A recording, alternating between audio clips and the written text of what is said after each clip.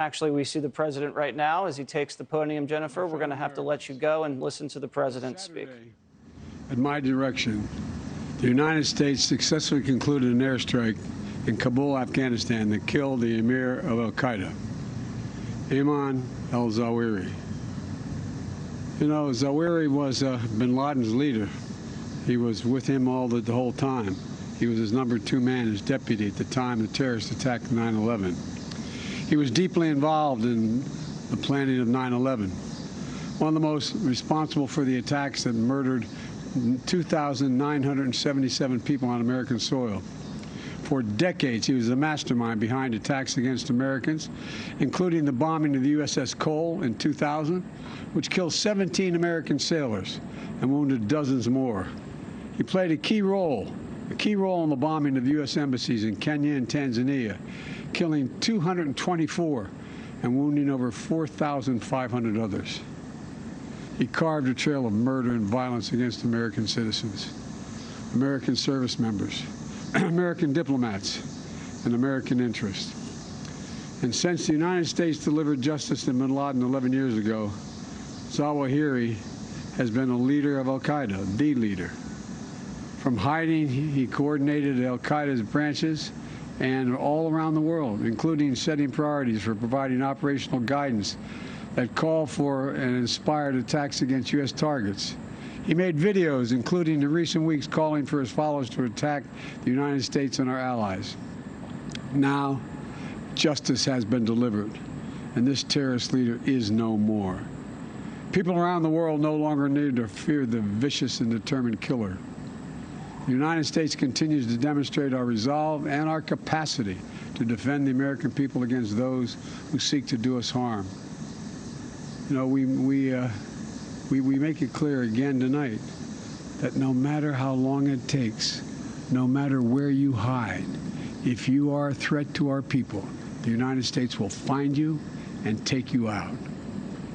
After relentlessly seeking Zawahiri for years under Presidents Bush, Obama, and Trump, our intelligence community located Zawahiri earlier this year. He had moved to downtown Kabul to reunite with members of his immediate family.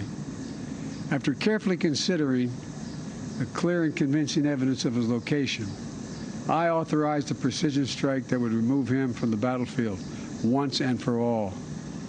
This mission was carefully planned, rigorously minimized the risk of harm to other civilians. And 1 week ago, after being advised that the conditions were optimal, I gave the final approval to go get him. And the mission was a success. None of his family members were hurt, and there were no civilian casualties. I'm sharing this news with the American people now, after confirming the mission's total success through the painstaking work of our counterterrorism community and key allies and partners. My administration has kept congressional leaders informed as well. When I ended our military mission in Afghanistan almost a year ago, I made the decision that after 20 years of war, the United States no longer needed thousands of boots on the ground in Afghanistan to protect America from terrorists who seek to do us harm.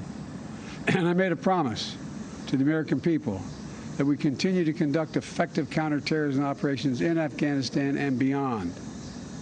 We've done just that.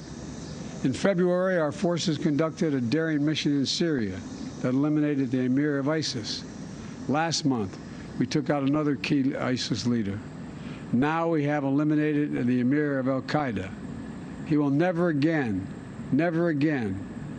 allow Afghanistan to become a terrorist safe haven, because he is gone, and we're going to make sure that nothing else happens.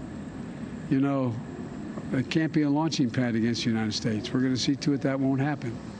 This operation is a clear demonstration that we will, we can, and we'll always make good on the solemn pledge. My administration will continue to vigilantly monitor and address threats from al-Qaeda, no matter where they emanate from. As Commander-in-Chief, it is my solemn responsibility to make America safe in a dangerous world. The United States did not seek this war against terror. It came to us, and we answered with the same principles and resolve that have shaped us for generation upon generation: to protect the innocent, defend liberty, and we keep the light of freedom burning, a beacon for the rest of the entire world, because this is a great and defining truth about our nation and our people. We do not break. We never give in. We never back down. Last year on September 11th, I once more paid my respect to Ground Zero in New York City, at that quiet field in Shanksville at the Pentagon, standing in the memorial at Ground Zero, seeing the names of those who died forever etched in bronze is a powerful reminder of the sacred promise we made as a nation. We will never forget. The memorial also bears the quotation from Virgil: "No day shall erase you from the memory of time. No day shall erase you from the memory of time." So we continue to mourn every innocent life that was stolen on 9/11 and honor their memories. To the families who lost fathers and mothers, husbands, wives, sons and daughters, brothers and sisters, friends and co-workers on that searing September day, it is my hope that this decisive action will bring one more measure of closure. No day shall erase them from the memory of time. Today and every day, I'm so grateful for the superb patriots who serve the United States intelligence community and counterterrorism communities. They never forget. And those dedicated women and men who tirelessly work every single day to keep our country safe, to prevent future tragedies. It is thanks to their extraordinary persistence and skill that this operation was a success.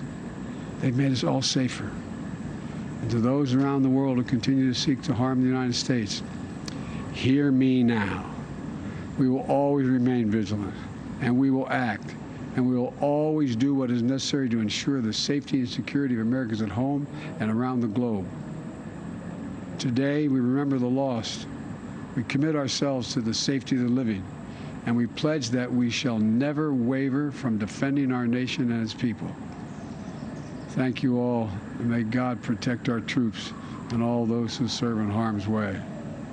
We will never give up. Hey, Sean Hannity here. Hey, click here to subscribe to Fox News YouTube page and catch our hottest interviews and most compelling analysis. You will not get it anywhere else.